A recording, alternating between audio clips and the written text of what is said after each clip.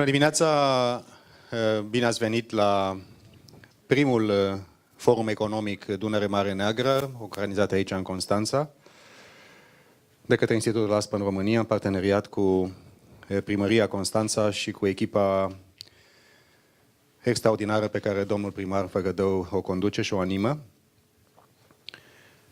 Acest exercițiu a început în urmă cu un an, cu sprijinul Rompetrol, un membru de nădejde al institutului nostru, și cu sprijinul colegilor de la Pricewaterhouse și de la alte centre de excelență care ne fac onoarea să ne fie membri ca institut, sub forma unui Constanta City Lab. Acest concept de City Lab nu este un concept inventat de noi. Doamna Ramona Mănescu știe din Parlamentul European că sunt multe încercări de acest gen. Este un exercițiu început la Aspen, Statele Unite, împreună cu primarul Bloomberg, fostul primar de New York, și care împreună cu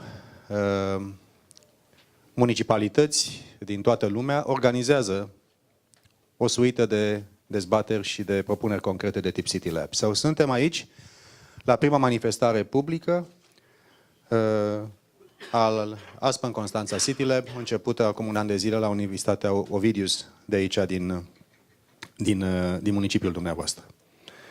Now I'll switch to English because I want everybody to feel comfortable.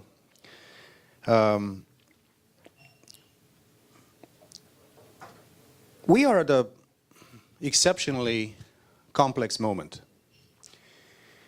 And this is not only the geopolitics that are shifting. And I'm very happy that the ambassador of Turkey is here with us, and also Mehmet, my dear friend and the head of the Bosphorus Energy Hub Club is also with us. Just because our region, the larger part of around the Black Sea and around the Danube, we are in a way a microcosm of geopolitics. We are also a microcosm of geoeconomics. We have a sort of an early radar warning system that indicates to us when things are going relatively smoothly or when, as is today, quite disruptively. And I'm very happy that Samuel Berg, our dearest friend and the technology correspondent for CNN, is here with us in Constanța, as he will be in a few weeks' time back to Bucharest with us, just eventually to tell us what additional disruptions you might expect. Not only the hearings in the US Senate, but also things that are really happening. Europe is also in a very delicate moment. I'm happy that the German Chancellor and the Turkish President met, and they seem to go a little bit better together. Hopefully this will last. This will not be just a small tactical break. But this part of Europe, this part of Eurasia, this part of the world is one of the most potentially successful regions in the world, and still is far from reaching its potential. And we are here today with the help of professionals, with the help of our sponsors, with the help of each and one of you. Our friends from the World Bank, thank you so much for conducting this study on Constanța. Our friends from EBRD, that's an amazing institution trying to bring not only institutional financing but also commercial lending. Our friends from the IFC, our friends from the banking community, our friends from, of course, the government. The question is, can we use this relatively short period of time before history accelerates again with unknown consequences? We just do not know where things go. This is a moment of deep uncertainty. We are now at the end of a long cycle which started at the fall of communism. We are now towards the end of a big economic cycle. We are now towards the end of the world order as we knew it. And many times, also because we have our centennial as modern Romania, we sometimes benefited from the geopolitics of the world. Romania was a lucky country 100 years ago. things went in so many different directions that we could get this relatively massive and important country in this region. But if we don't put the whole potential of the country and our regions at work, we'll continue to be dependent on others. And dependency is good if things go well. Dependency is bad if the big boys start to quarrel, to compete, and we are somehow stuck in between. We have been members of the European Union for more than 10 years now. In these 10 years, Romania's internal development disparities increased, not declined. Cities like Constanta, cities like Bucharest, like Timișoara, Cluj, Iași, or Brașov, or whoever, of course they prospered tremendously. The rest of the country didn't. Constanta has the obligation to be the locomotive of the eastern flank of Romania. This is not enough to have smart security conferences in Constanta. There are so many. Last one was really great. Congratulations, Mr. Mayor. But this is not enough. We have G.W. Bush coming and looking towards Georgia and Azerbaijan in a historical photograph a few years ago during the NATO summit, not far from here. But this is not enough. We have to put this potential to work. So what I hope will come from this from this conversation of ours is not just another talk shop. We know how to do this. We are professional talk professionals. But we hope if the City Hall and if the Mayor and also his wonderful team will accept our help, with the help also of the leading strong business people from the region, and I see dear friends for many, many years. My suggestion, my proposal would be that at the end of the conference, we establish together, not only on Constanta City Lab, but also a delivery unit. A permanent team comprised of the best professionals in the City Hall, the best people in this community, from business to academia, from NGOs to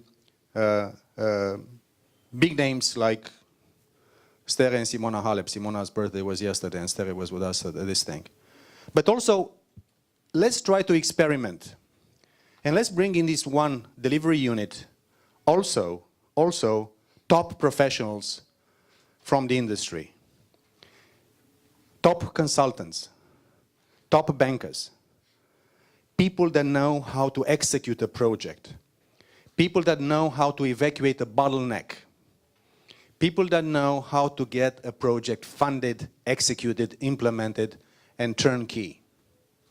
If not, we'll continue, hoping that the stars of geopolitics will be merciful on Romania, or on Turkey, or on Bulgaria, or Ukraine, or Georgia, or anyone up to Baden-Württemberg, the German lantern that is the Danubian one.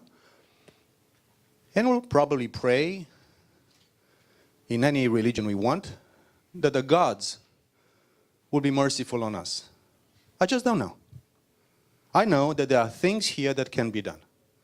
And if we do this properly, not only in Constanta, but also from Brăila, Galați, Sulina, Tulcea, Constanța, and of course Mangalia, it's a good thing that this shipyard was finally put back to work with the help of Damen.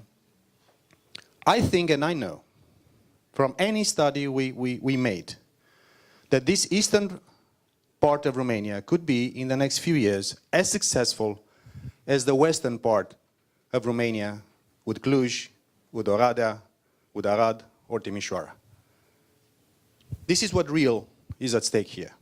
Rebalancing Romania, using this region as a region of peace and cooperation, try to basically do here what Hamburg or Rotterdam have been doing up north.